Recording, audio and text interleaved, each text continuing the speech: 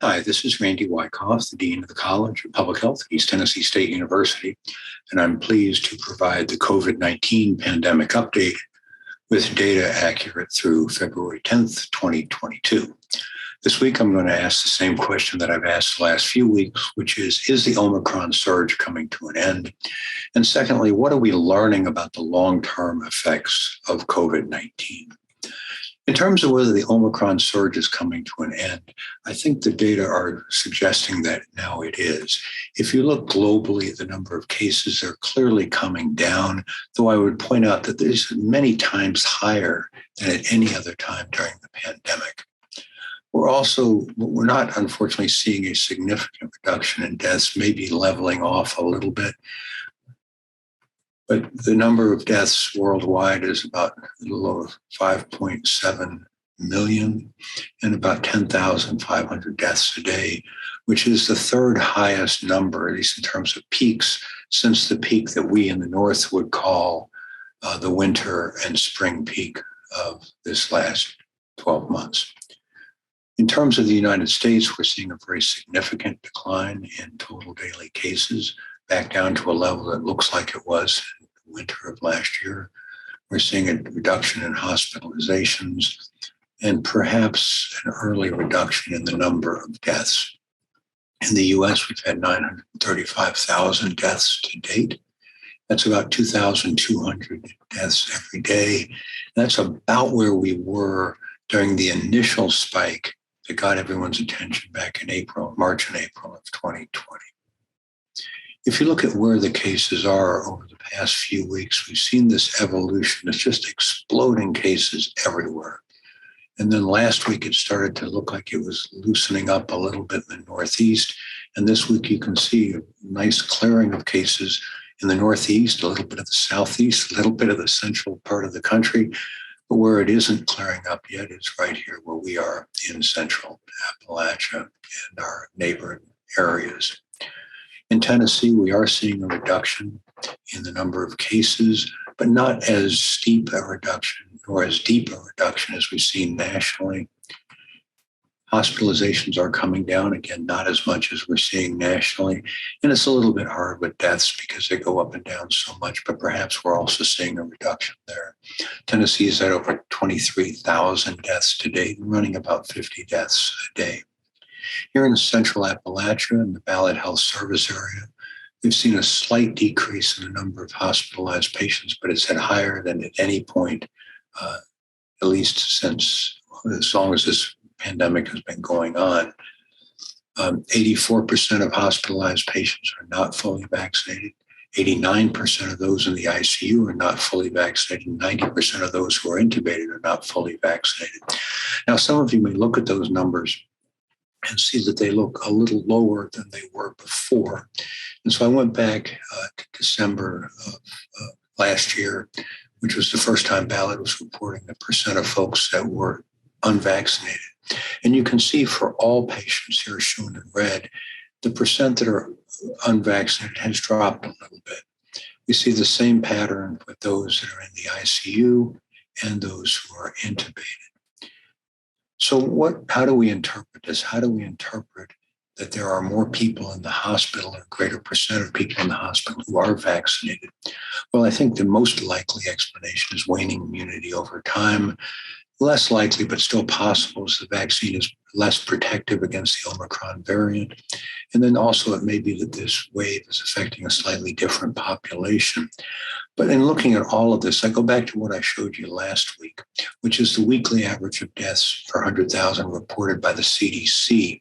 And what you can see is being vaccinated reduces death overall by 92%, but being vaccinated and boosted reduced deaths by 98%. So probably what we're seeing in the Ballod system, though I don't know this, is folks that are vaccinated but not yet boosted.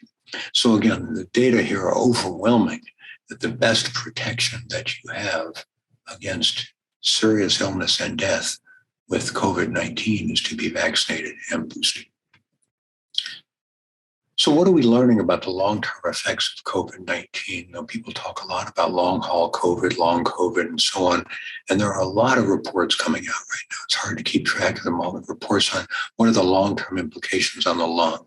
What are the long-term implications on mental health? What are the long-term implications on the heart? What are the long-term implications on infants? Pregnancy, and the list goes on and on.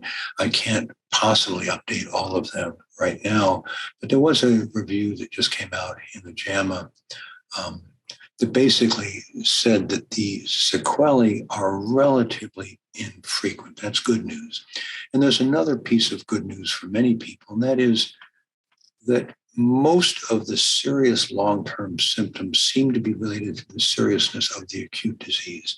I say most, but not all. So there are some people who had very mild COVID who are suffering long-term consequences, but overall it looks like the numbers are relatively low.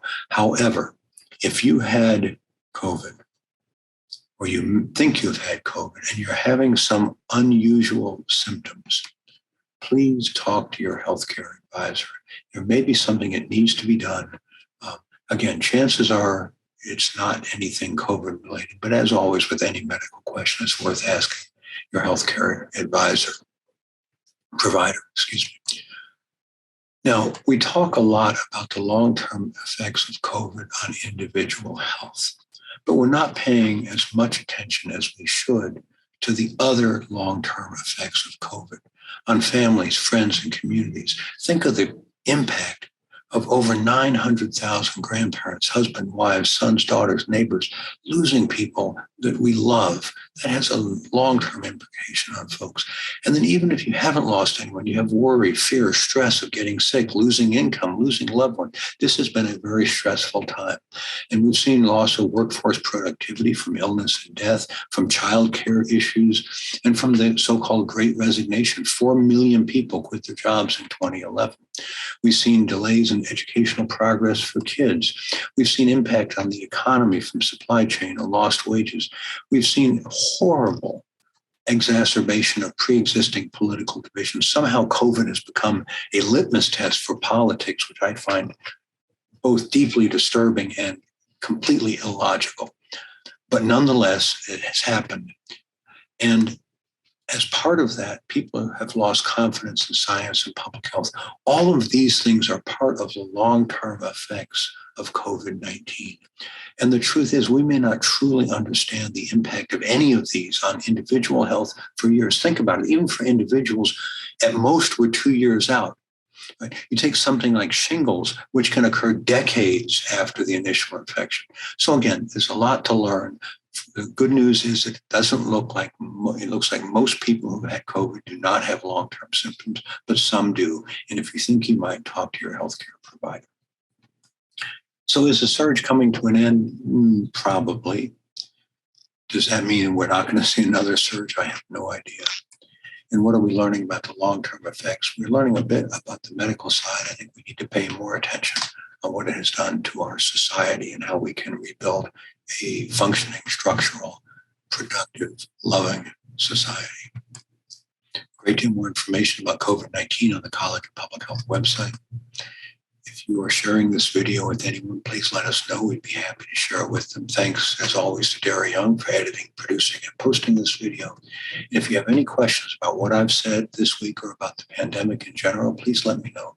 I look forward to hearing from you. Until next week, please be well. Thank you.